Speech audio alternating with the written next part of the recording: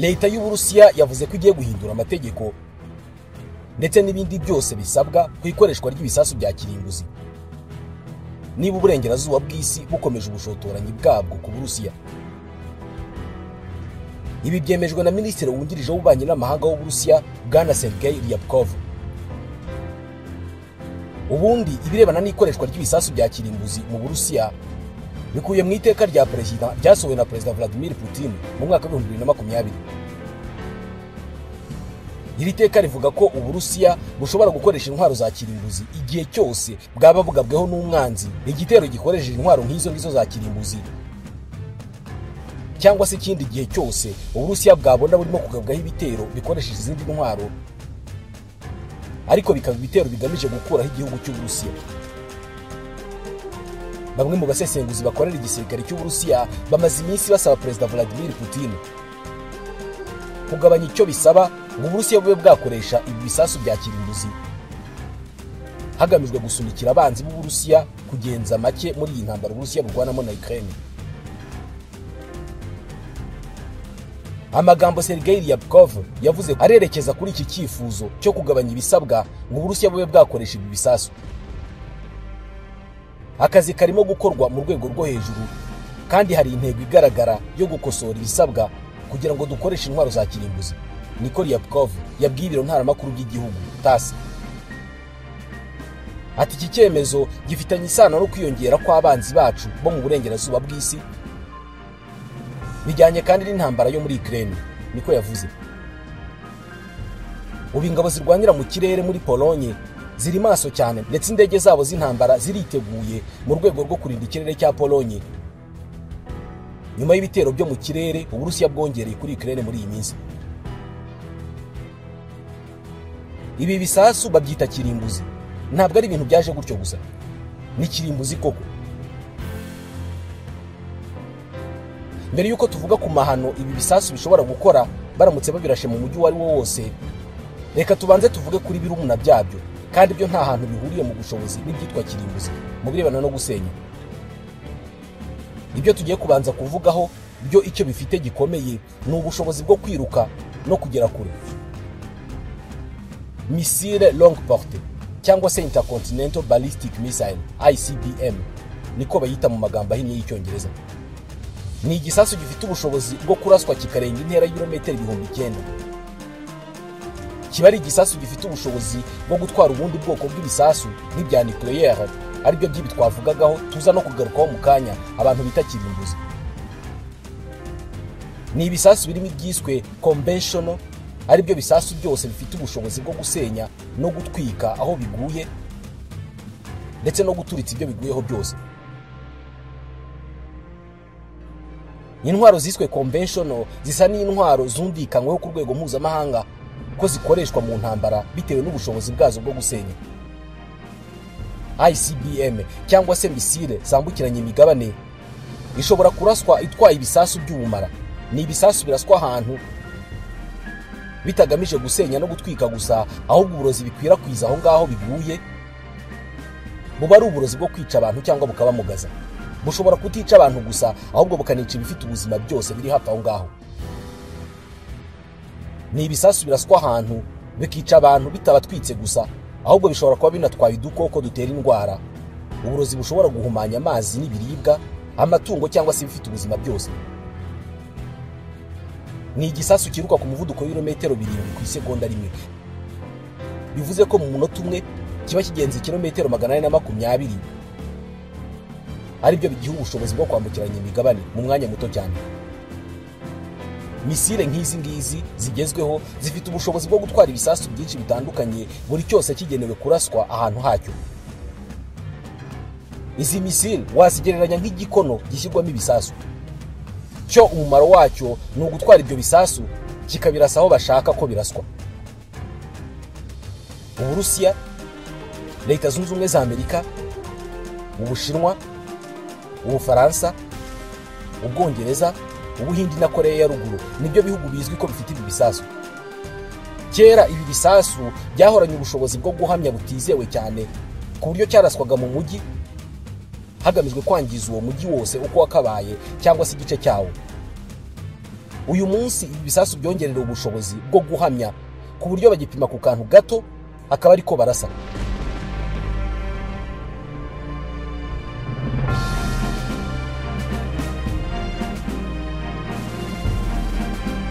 Mu birebana no gutumbagira, iki gisasu cya ICBM gishobora kuzamuka mu kirere mu birometero bibarirwa mu bihumbi.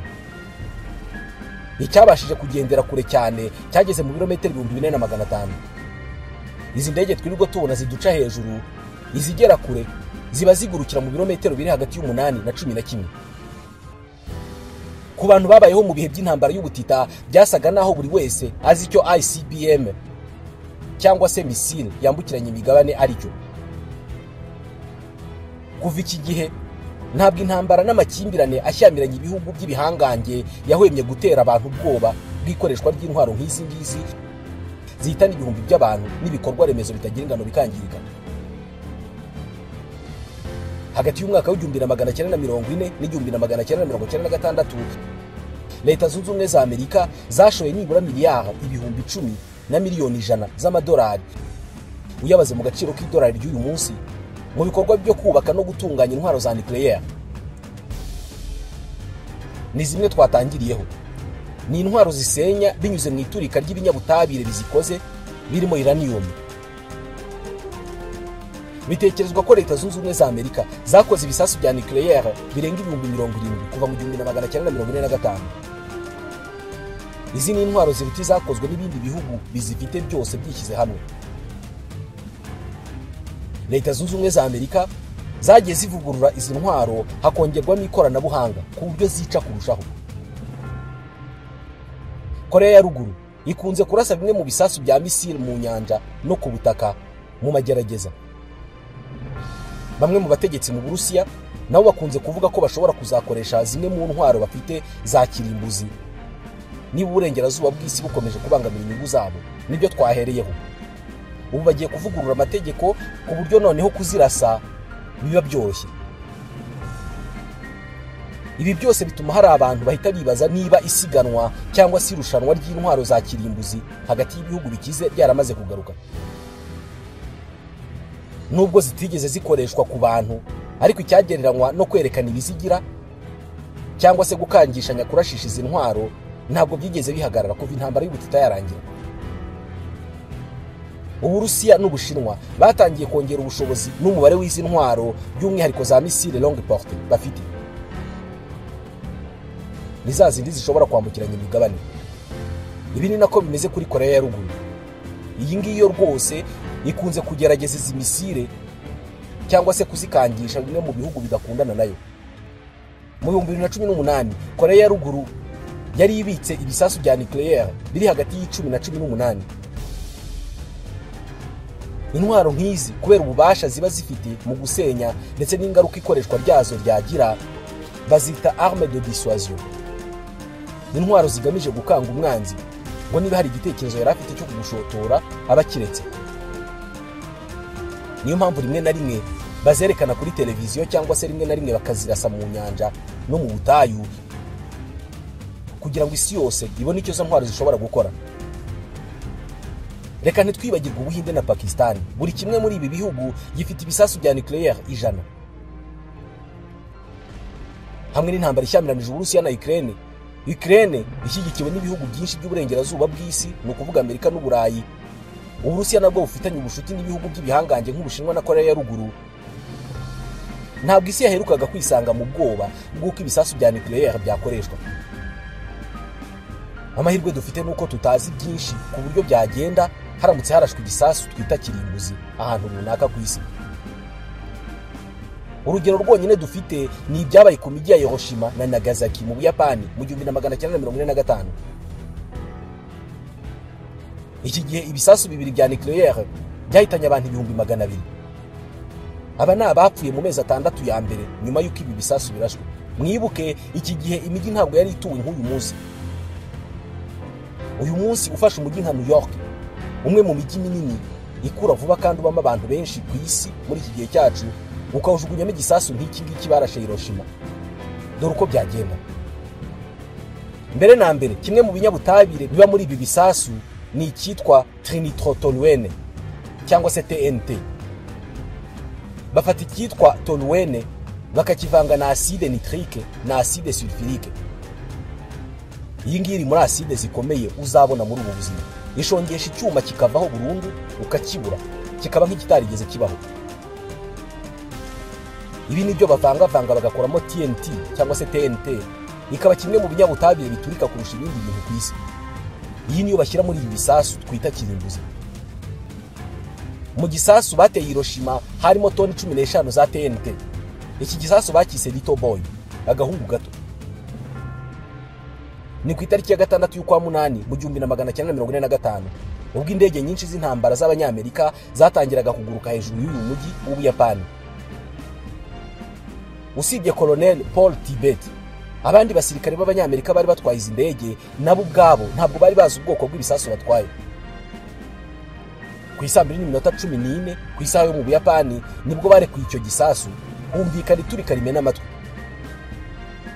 Mu gihe kitanageze ku isegonda rimwe hazamutse umuriro, umukungugu n'umwotsi biturutse hasi aho bajugunye icyo gisasu, birazamuka birakura bigira metero 30 z'umurambararo, bigira ubushyuhe bwa °C 300. Umwuka wose abantu bashobora guhumeka wari washyushye, ushobora gutwika, ku buryo abantu 80,000 bapfuye ako kanya ibyo bikiba. Uyu munsi byaba bibi cyane igisasu nk'iki ngiki kiramutse kisekuye ku mujyi nka New York. Bitewe n'uko Ubuyapani bwo nibirwa, bivuze ko imirasire ihumanya ibinyabuzima ntabwo yakwiriye cyane ku butaka ahari abantu. Ikindi nuko Ubuyapani bukunda kwibasirwa n'imitingito, bityo ibikorwa remezo byaho byubakishwa ibikoresho byoroheje, bivuze ko abantu benshi badafite ibyago byo kurengerwa n'ibitaka na za beton zubatse inzu zabo. Igisasu nk'icyatewe Hiroshima kiramutse kijugunywe mu mujyi nka New York, mu gihe kitageze ku isegonda rimwe ryonyine ubushyuhe bwazamuka igisasu kikimara kwisekura ku butaka bwaba buruta cyane ubushyuhe bw'izuba. Urumuri rwaterwa n'ibishashi byacyo rwagera nibura ku bantu bari mu birometero 20. Byatwara amasegonda ne yonyine ngo imiturirwa yo muri uyu mujyi isigara imeze nk'inkingi za beton zishinyitse aho ngaho. Icyo gihe inzu ngufi zaba zamaze guhinduka umuyonga. Imitingito yagira nibura ku ntera ya kilometero 70. Ibikoresho by'ikoranabuhanga by'itumanaho nka za telefone byahita bihagarika gukora bitewe n'imirasire isohorwa n'ibisasu nk'ibi ngibi. Ibi ni ibyoroshye kubera ko ibyago bikomeye byaterwa n'ikintu tudashobora kubonesha amaso. Imirasire isohorwa n'ibinyabutabire bikoze mwe n'ibi bisasu. Mu masegonda ya mbere akurikira iturika ry'ibi bisasu, ingufu zisohorwa nabyo ziba ari nyinshi ku buryo bisaba amasegonda make cyane ngo zishongeshe umubiri w'umuntu uveho neza hasigara ubusa habe n'ivu. Muribuka ibyo acide sulfurique ikorera icyuma. Izi ngufu zishongesha umubiri ku buryo aho uwo muntu yari aryamye icyasigara ni ikimeze nk'igicucu cye gisigara cyishushanyije. Mu rwibutso rwa Hiroshima hagiye hari ibicucu cyangwa se ibishushanyo by'abantu bashongeshejwe n'icyo gisasu kisekuye ku butaka, kikisekura ku butaka. Ni ibimeze nka kashe y'umubiri w'umuntu. Ni ingufu zishongesha abantu ku muvuduko munini ku buryo nta n'ububabare bashobora kumva. Ibibazo bikomeye ntabwo ari biba ku bantu bari aho ngaho igisasu cyaguye, ahubwo bari mu ntera y'ibirometero nka 6 uvuye aho cyaguye. Imirasire y'uburozi yica nabi buri kinyabuzima kiri hafi aho ngaho. Hari imirasire ishobora kwangiza uruhu, umuntu akamera nk'uwarwaye ibibembe cyangwa se uwahiye. Nyuma y'isaha imwe iyi mirasire ishobora kuba imaze gukwira ahantu hangana na kilometero 50. Abantu basabwa kwimuka aho hantu bakahava mu gihe cy'imyaka kubera ko uburozi buguma aho ngaho mu kirere. Igisasu nk'iki ngiki bakirashe mu mujyi nka New York, abantu bapfa ko kanya ntabwo bajya munsi y'250, mu gihe abandi 300 bapfa mu byumweru byakurikiraho. Amahirwe nuko ibyo mu Buyapani byabaye mu myaka hafi 80 ishize. Uyu munsi abantu bashobora kuba bafite ubumenyi bwagabanyiza ingaruka. Ibi ni bike cyane mu ngaruka zishobora guterwa n'ibisasu by'ubu bwoko, ari nayo mpamvu abayobora isi bumva vuba cyane kandi bagatekereza cyane ku ijambo iryo ari ryo ryose rirebana no gukoresha ibi bisasu bivuzwe n'umuyobozi uwo ari we wese ku isi. Niyo mpamvu iraswa ry'ibisasu bikomeye nubwo cyaba cyarashwe mu mazi cyangwa se ahandi hatari abantu, ni igikorwa cyiza mu nkuru zibanza mu binyamakuru bikomeye ku isi.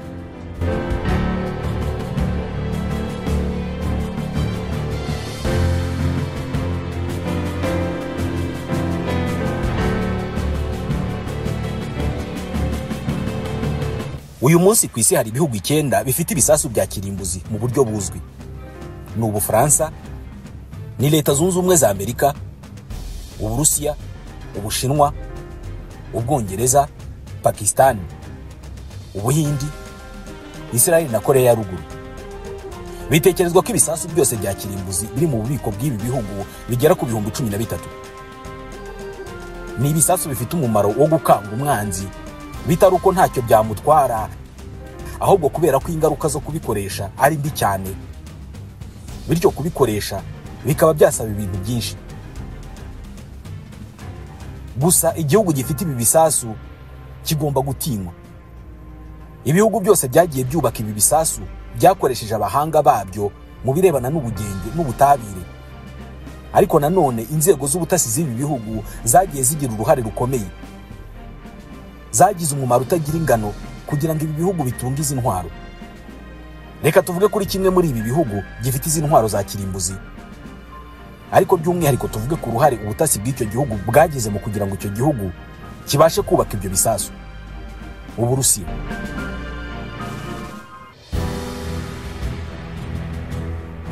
Projet Manhattan. Uyu ni umushinga wacuruyemo ibisasu bya kirimbuzi byarashwe kuri Hiroshima na Nagasaki mu Buyapani mu ntambara ya kabiri y'isi.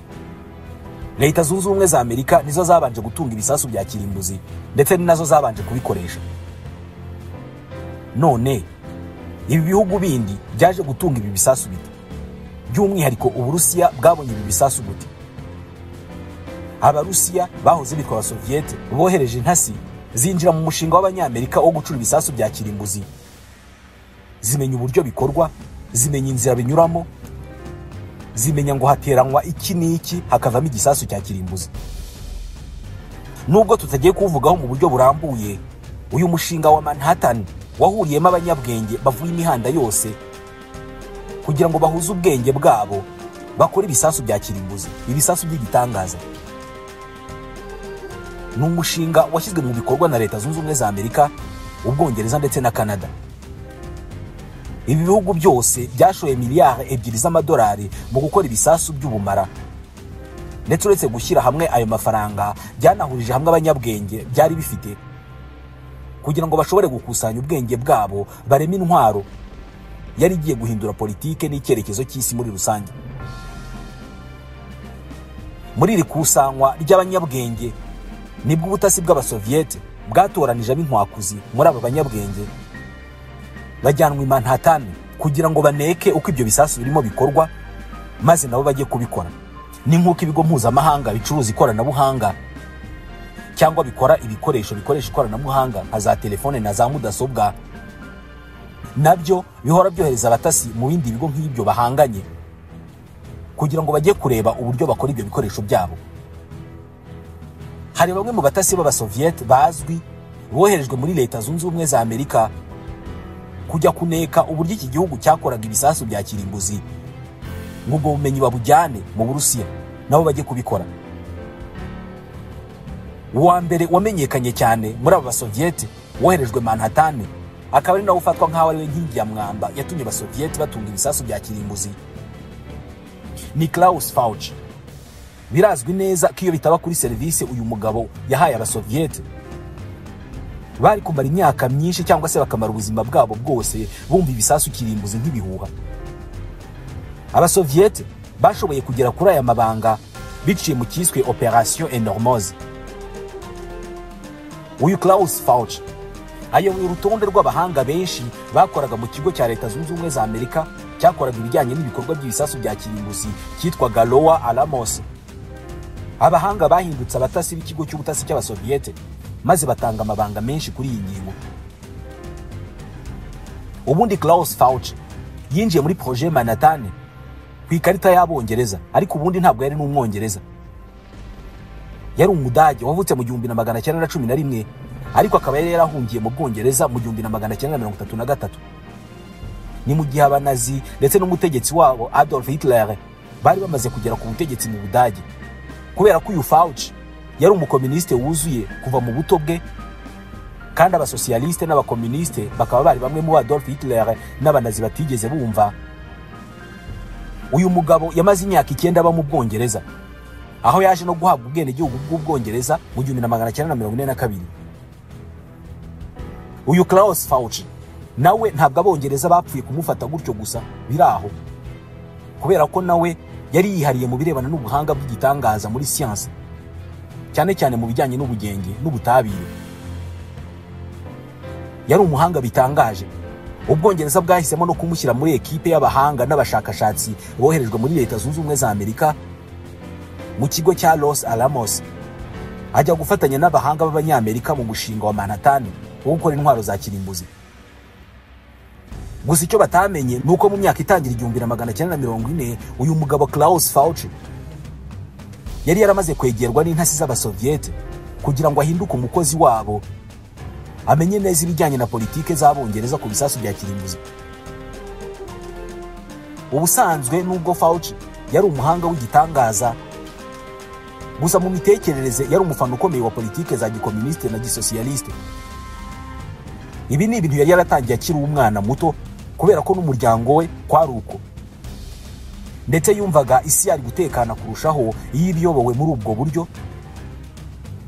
Kuri we rero yumvaga agomba kuba umugaragu mwiza n'umusirikare ku rugamba wagombaga gutuma isi igera kuri ibyo ngibyo. Kandi muri ibyo bihe leta zishyize hamwe z'Abasoviete nizo zari zihagarariye ayo matwara ku isi yose. Kuri we igihe Abasoviete bamusabaga kubakorera, yumvise ari amahirwe akomeye cyane. Ni amahirwe yari abonye yo gutuma isi ibaho neza. Twigeze kubivugaho ko akazi Abasoviete bamuhaye kwari ukumenya amakuru yose ajyanye na politike z'ibisasu kirimbuzi z'Abongereza. Ni ukuvuga igihe yoherezwaga muri Amerika muri projet Manhattan, amata yarabyaye amavuta. Mu mpera z'umwaka w'1943 Fauci na bagenzi be bageze muri Amerika, ahakorerwaga ibikorwa byinshi muri projet Manhattan. Ni mu kigo cya Los Alamos. Fauci yari umwe mu bantu bakomeye bagenzuraga imirimo hafi ya yose yo gutunganya ibisasu bya kirimbuzi, cyane ko ubwenge atari cyo yarabuze. Buri munsi uko yakoraga kuri uyu mushinga wa Manhattan, yahitaga ahura n'izindi ntasi z'Abasoviete, akaziha amabanga yose yabaga yakusanije. Buri mugoroba uko yavaga ku kazi, yahitaga ahura n'intasi z'Abasoviete akababwira byose. Aka ni akazi yakoze muri ubu buryo mu gihe cyose yamaze muri Los Alamos, ahakorerwaga uwo mushinga wa Manhattan.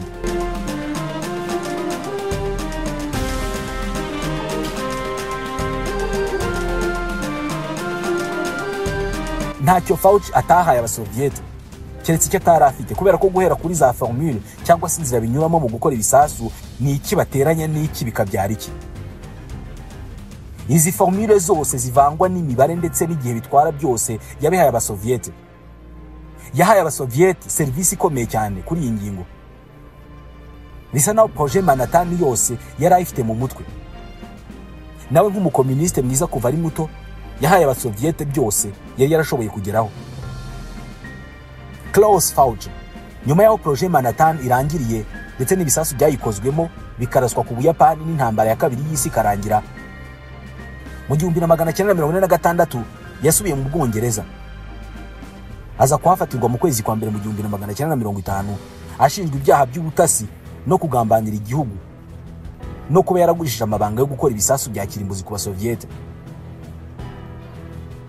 Uyu mugabo atagoranye amaze gufatwa yemeye byose yaregwaga, ndetse anatanga amakuru yari akenewe yose.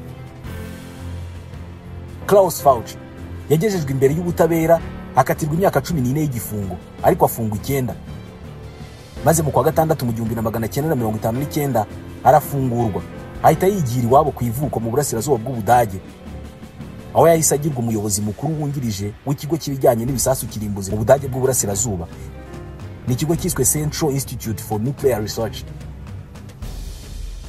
Uyu mugabo w'umuhanga akaba n'intasi y'igihangange icyarimwe yapfuye mu 1988 akiri umukomuniste ku mutima, kandi anishimira ko yakoze ibishoboka byose mu gutuma ayo mahame akomera ku isi, ndetse akanatuma abari bayoboye barabashije guhangana n'abakapitaliste biciye mu kuba yarabahesheje amakuru wagereranya na zahabu yo gukora ibisasu bya kirimbuzi.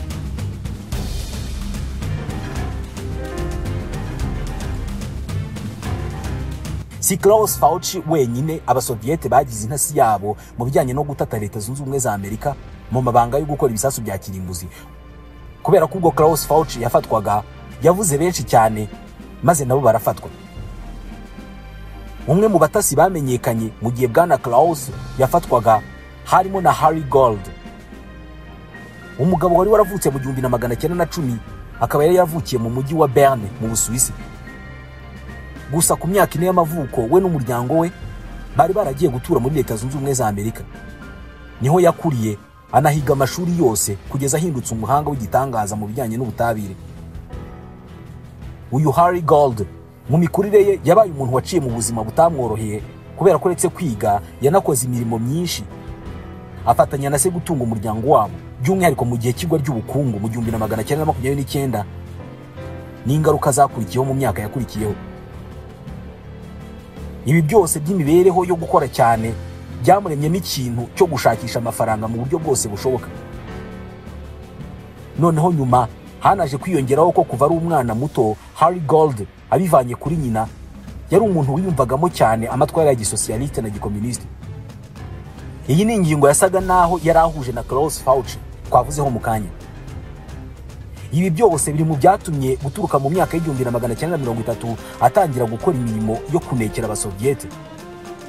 Ariko noneho bigeze mu 1940 ubwo hari mu gihe cy'intambara ya kabiri y'isi yose, nibwo noneho yabaye umutasi wuzuye w'abasoviete, maze atangira kuba service z'amakuru atandukanye ku butaka bwa Leta Zunze Ubumwe za Amerika.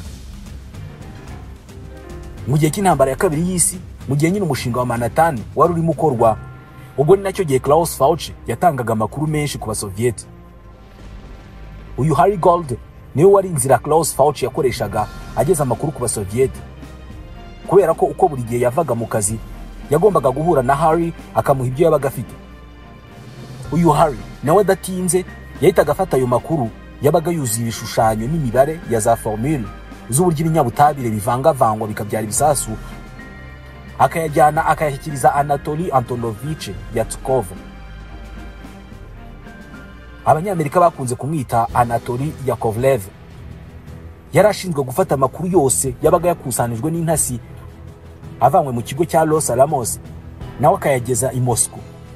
Aka kazi rero uyu mugabo Harry Gold yagakoze igihe cyose umushinga wa Manhattan wamaze, ndetse na nyuma y'intambara ya kabiri y'isi yose yakomeje gukora nk'umutasi w'abasoviete. Mu 1950 igihe Klaus Fauci yari amaze gufatwa, yavuze ko nta yindi ntasi bakoranye uretse umuntu watwaraga amakuru ari we Harry Gold. Byihuse yahise ashakishwa vuba nawe atabwa muri yombi. Gusa uyu nawe kimwe na Klaus ntiyagoranye, yemeye ko koko amakuru yajyanaga ku basoviete, ndetse yanavuze ko yatangiye ibyo kunekera abasoviete mu 1934. Uyu kandi yemeye gutanga amakuru agaragaza abandi bamaneko bafatanyije nawe, ndetse anatanga ubuhamya mu manza zo kubaburanisha.